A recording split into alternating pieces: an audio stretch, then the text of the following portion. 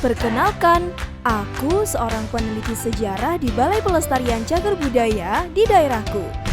Kali ini, aku akan melakukan penelitian sejarah.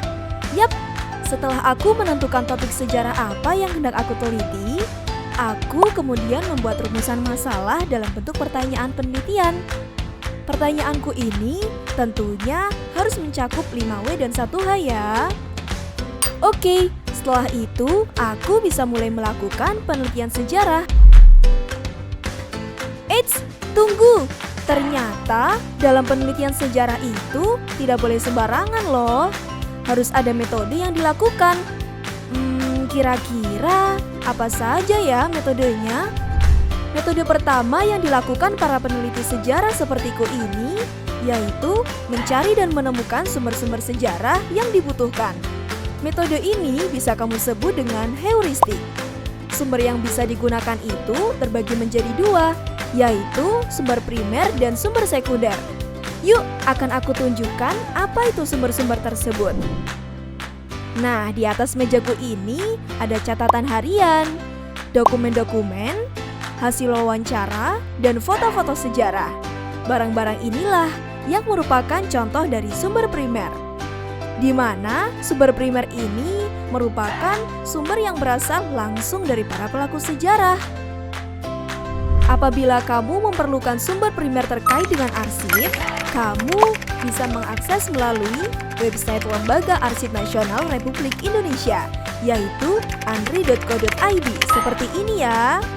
Sedangkan yang aku bawa ini berupa laporan penelitian, ensiklopedia, catatan lapangan peneliti, dan buku.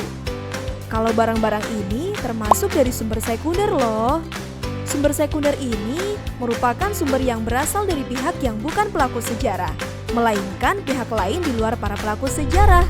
Sebagai contohnya, misalnya nih, kamu ingin meneliti satu candi. Kamu harus mengetahui latar belakang candi tersebut melalui laporan penelitian atau buku.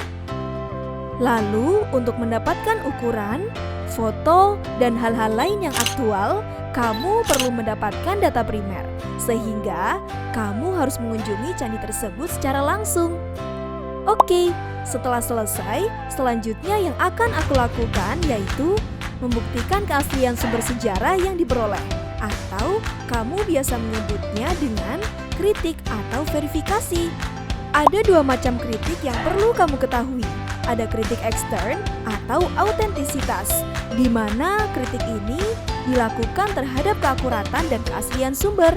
Sedangkan kritik intern atau kredibilitas ini merupakan kritik terhadap kredibilitas sumber. Langkah selanjutnya yaitu aku akan menganalisis sumber sejarah dengan menafsir dan memahami makna keterkaitan dari berbagai sumber sejarah. Apakah ada sebab akibatnya ataupun ada korelasinya dari sumber sejarah yang telah diverifikasi.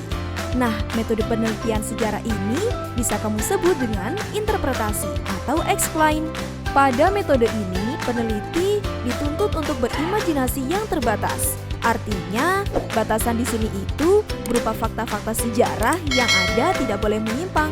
Sehingga peneliti harus sangat berhati-hati karena di sini sangat rentan bagi peneliti untuk memasukkan sisi subjektivitasnya. Dan metode terakhir dari penelitian sejarah ini berupa historiografi. Apa itu ya? Untuk lebih jelasnya, simak di video selanjutnya ya. Semoga bermanfaat. Sampai jumpa.